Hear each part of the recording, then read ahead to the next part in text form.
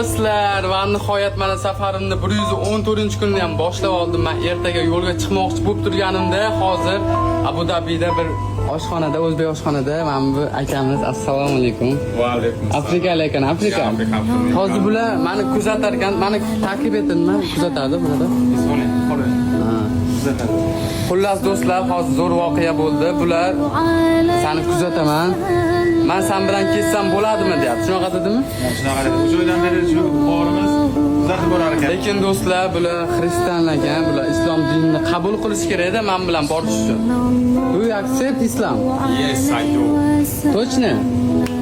Do'stlar, islom dinini qabul qilaman deyapti. To'g'ri, islom dinini qabul qilish kerak, to'g'ri, Makkaga borish uchun. Ayting bularga tushuntiring.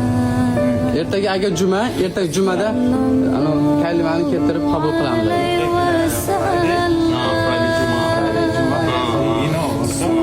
Rozimikan? Chin dildan faqat. Yeah. 100%. Islom. Allah yuraverek, boramiz. Piyoda.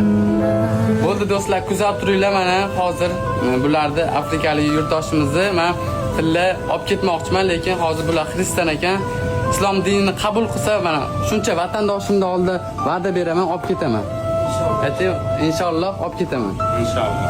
Inshaalloh. Inshaalloh. You going with him? Inshaalloh. Qanalloh. Ketamiz, bo'ldi. Davay. Ketdi, erta kutinglar do'stlar.